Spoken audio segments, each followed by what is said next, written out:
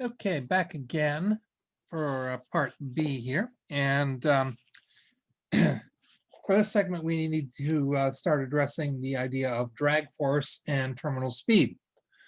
Drag force is similar to friction, but it's a little more complicated. Drag force has to do with something moving through a fluid medium. Fluid can be basically anything that flows. That's basically what the word fluid means, that it flows. And that could be a liquid like water, or it could be a gas, for instance, like air. Air can be considered a fluid for these purposes. Drag force is a little more complicated than friction because, for one thing, drag force is three-dimensional. It acts on all of the surfaces of an object rather than just the surface that's in contact with another surface like friction. If I wanted to calculate the frictional force of my two hands rubbing together, all I have to do is consider the two surfaces that actually touch each other. What the back of my hand is like is irrelevant.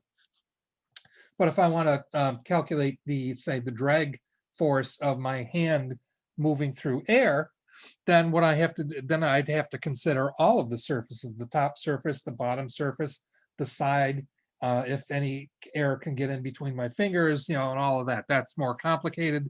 And also it's more complicated than friction because a lot of times drag force can actually change with velocity. With friction, generally, the coefficient of static friction or kinetic friction basically remains the same no matter how fast something is going. But with drag, the equivalent of the coefficient of friction for drag, it actually changes with velocity.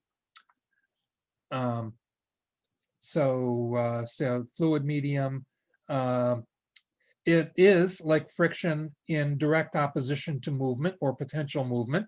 So it pulls in the opposite direction, just like friction does. It, like I said, it does depend on the velocity of the object. Within reasonable limits, friction doesn't. The exact dependence of drag on velocity actually varies. And it varies, the dependence on velocity can vary with the velocity. And also it varies depending on the size and shape of the object and what it's made of and all kinds of other factors. And so it gets complicated really quickly. So fortunately, we're not going to get too deeply into it. So for most moderately sized objects, remember, physics takes in an extremely broad array of magnitudes of things. In physics, we're talking about anything from subatomic particles up to the size of galaxies or the universe. So when I say moderately sized objects, I'm talking about something like a person or a car or a ball, something like that. For most, say, moderately sized objects like that, moving at reasonable speeds, the magnitude of the drag force is proportional to the speed squared. So basically, if you double the speed, you quadruple the drag force. The equation is F sub D equals 1/2 C times rho times A times V squared. So I'll get to these in a moment. FD is the force of drag. C is the drag coefficient. It's just a number with no dimensions, kind of like the coefficient of kinetic or static friction. C is sometimes called C sub D for drag coefficient, or in Europe, they tend to call it CX, but we'll just call it C. And A is the surface area of the object facing the fluid. And the standard unit there would be cubic meters. Sorry, surface area, square meters. And the rho, this letter here that looks kind of like a fancy P, is actually the Greek letter rho, the lowercase version of the Greek letter rho. And that's their equivalent of an R. And that's used as the symbol for density. Of course, sometimes we also just use the lowercase letter d, but and in fact, in chemistry, it usually is Density usually is symbolized by lowercase d, but in physics, they tend to like to use the Greek letters. So rho is density. Catch here, though, is a lot of times density is reported in units like grams per cubic centimeter or maybe grams per liter. But the SI unit for density is actually kilograms per cubic meter. So if you have density in any other unit, you're going to have to change it to kilograms per cubic meter. For small particles at low speeds, the exponent instead of a 2, it would tend to be 1. The drag coefficient is, like I said, sometimes CD or CX, but we're just going to call it C, is determined in wind tunnels. And it isn't always constant. Sometimes the drag coefficient can change with velocity also. But we're going to assume that it's constant here just to sort of keep things relatively simple.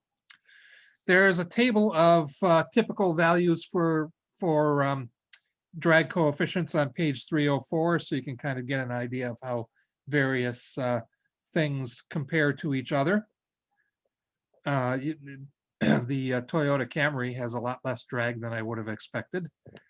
Who knew it was less than a Ferrari Testarossa? Anyway, yeah, it's no surprise that the Hummer has the aerodynamics of a brick wall either. Anyway, terminal velocity is related to drag because terminal velocity is the fastest velocity that will be achieved by an object moving through a fluid medium. And it is related to things like the force on the object, but also it's related to the object's coefficient of drag. Particularly if an object is falling, through the air has a certain density, the object has a certain coefficient of drag and a certain surface area, and an object will have a certain terminal velocity, meaning that because of the density of the air pushing back on the object, once it reaches a certain speed, it won't be able to go any faster than that. And so when you first drop an object, of course, it starts accelerating, but when it reaches a certain speed, it can't accelerate anymore because of all the force of the air pushing back on it.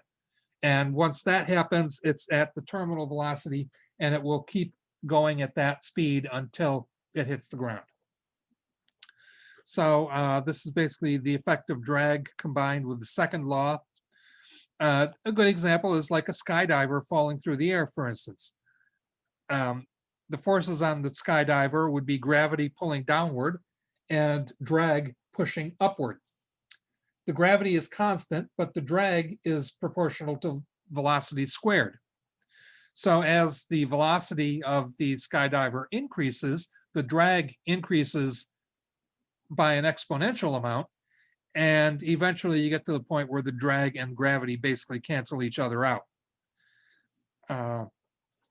When the drag equals gravity, then F net, that is the net force in the y direction, is 0, and there's no more acceleration.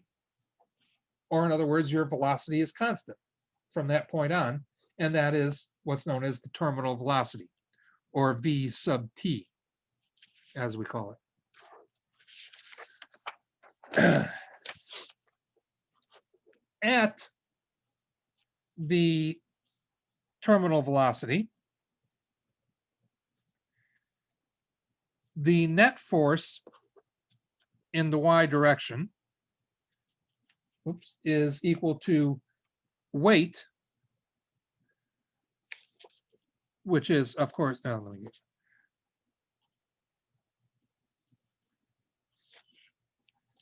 and let me make the W actually look like a W. Okay. The net force in the y direction would be weight minus the force of drag. And weight, of course, is mg. And as we know, though, at terminal velocity, and this would be equal to mass times acceleration in the y direction. But of course, as we know, once you reach terminal velocity, there is no more acceleration in the y direction. So ay is equal to 0. And therefore, mass times ay is equal to 0. So if mg minus fd equals 0, that means mg must be equal to fd. Or in other words, weight is equal to the drag force at terminal velocity.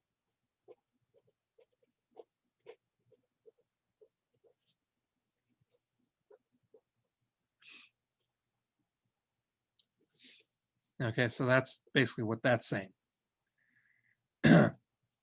Now, according to our equation from the last page, the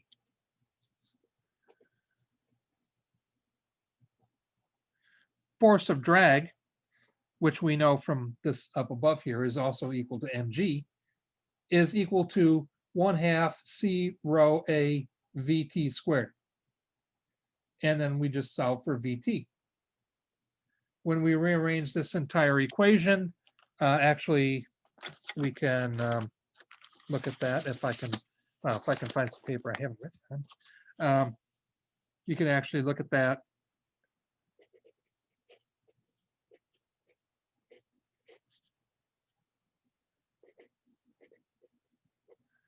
Okay, if we want to solve for VT, basically what we have to do is take all of this other stuff and divide both sides by that.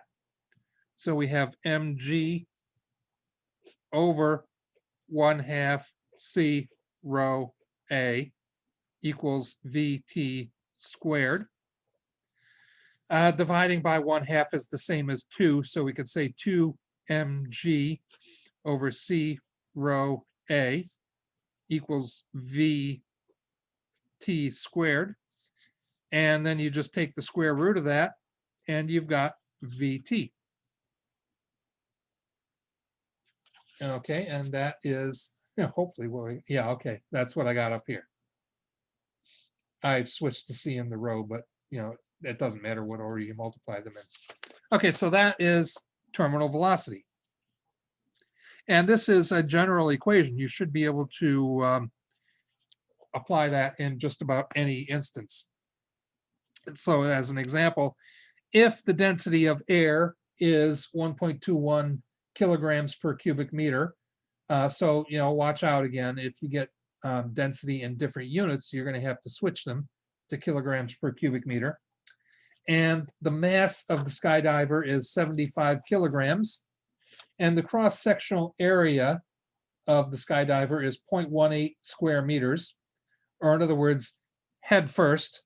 That's the position with the least drag. And the drag coefficient would be 0.70.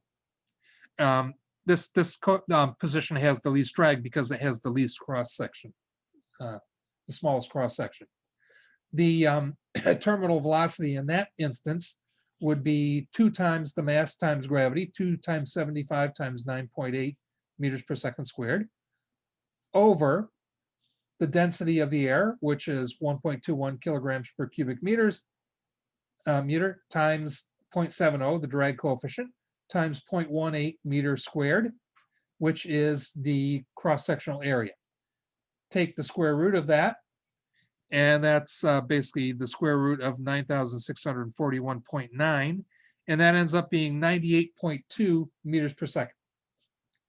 So that would be the terminal velocity for a person of that mass with that cross-sectional area falling through the air. That corresponds to about 350 kilometers per hour, or about 217 miles per hour. So that is pretty fast. And that's because the skydiver in this example is in the position that basically would maximize terminal velocity. In the head down position, you have the smallest cross-sectional area and therefore the smallest force of drag. And so you would tend to move faster. Other positions would have a greater surface area and would reduce the terminal velocity. As in this example here, we take the terminal velocity of a skydiver, where we find terminal velocity of an 85 kilogram skydiver falling in spread eagle position. And in that case, the coefficient of drag would be 1.0, and the cross-sectional area would be 0.7 square meters. Notice it was only 0.18 up here. So you've increased the drag from 0.7 to 1, and you've increased the cross-sectional area from 0.18 to 0.70. So here we've got terminal velocity would be 2 times 85 kilograms times 9.8 meters per second squared over the density of the air, 1.21 kilograms per cubic meter, times the drag coefficient 1.0 times 0.70 square meters, the cross-sectional area. That ends up being the square root of 1966.9, which is only 44.4 meters per second. And that's 0.158 kilometers per, or sorry, 158. Yeah, that was an equal sign there. 158 kilometers per hour, or about 98 miles per hour. Still pretty fast, but less than half as fast as when the diver was headed head first. The size of the object also has an effect, and that has to do with mass versus drag. So, a person falling from 5 meters up would basically get pretty hurt. But a squirrel dropping from that height doesn't. And that has to do with the squirrel reaching terminal velocity within that distance while the person would still be accelerating when they hit the ground. Okay, I took a pause for a moment because I wanted to actually work out a problem involving a squirrel falling from a tree. And it turns out one of the homework problems, because I knew I'd seen it somewhere, one of the homework problems is exactly that. So I'll give you a little leg up on your homework and I'll actually work out one of the problems for you. It's problem number 81, and it says find the terminal velocity for a 560 gram squirrel with a surface area of 930 square centimeters falling from a branch 5 meters high from the ground. And for the drag coefficient, assume that it's the same as for a horizontal skydiver, which would be, oh, sorry, that is the question, 1.0. And so terminal velocity should be the square root, again, of 2 mg over rho CA. 2 times 560 grams. Remember, the mass has to be in kilograms. So that's 0.560 kilograms times 9.8 meters per second squared, all over 1.21 kilograms per cubic meter, more or less a good average density for air. And C being 1.0, and the surface area. Now, they said surface area in 930 square centimeters. You need the surface area in square meters. So remember, if you've got square centimeters, then you can just use the same conversion factor you would normally use to convert from centimeters to meters, but you have to square the conversion factor. So when you take 930 square centimeters, you can multiply that by the fact that there's 1 meter for every 100 centimeters, and that conversion factor has to be squared. So essentially, you're taking 930 dividing by 100 and dividing by 100 again. And that gives you 0.093 square meters. And so you put that into the equation and figure it all out, and you end up with the square root of 97.54, which works out to 9.88 meters per second. Okay, that's equivalent to 35.6 kilometers per hour, or 22.1 miles per hour. The other part of the question asks, what is the impact speed of a 56 kilogram person falling from the same height? And in that distance, you can assume, you can ignore drag for an object that large falling from such a fairly short distance.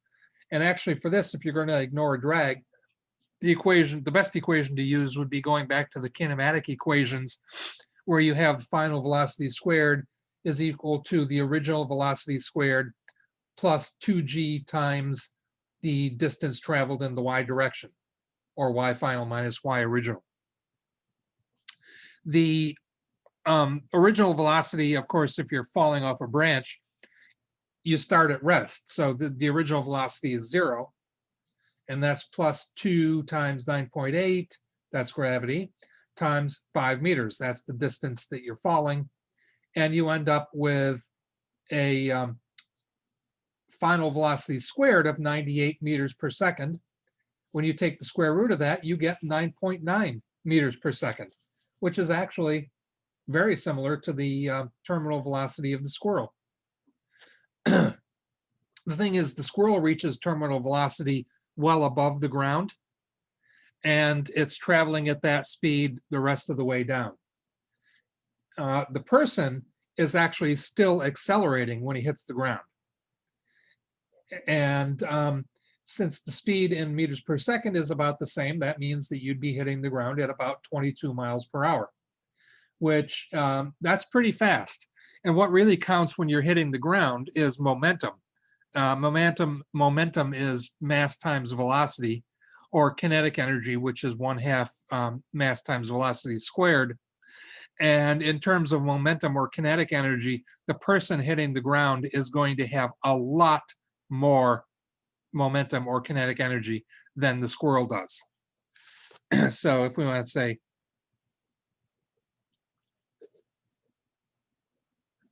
the kinetic energy of the squirrel when it hits the ground is going to be 1/2 mv squared, and that's 1/2 the mass in kilograms, 0.560 kilograms, times velocity in meters per second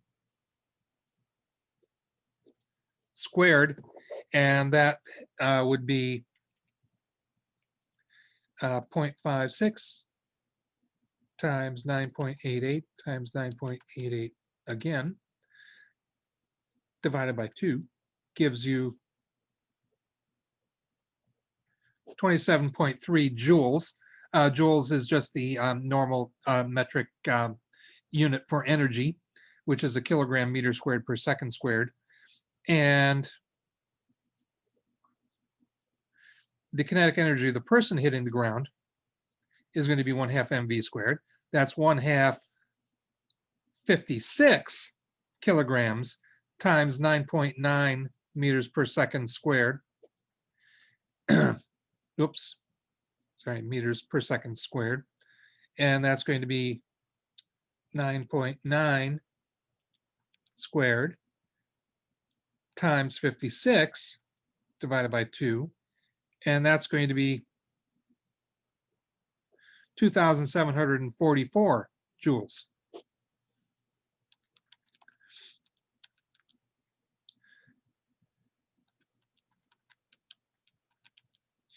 Okay, so that's quite a big difference.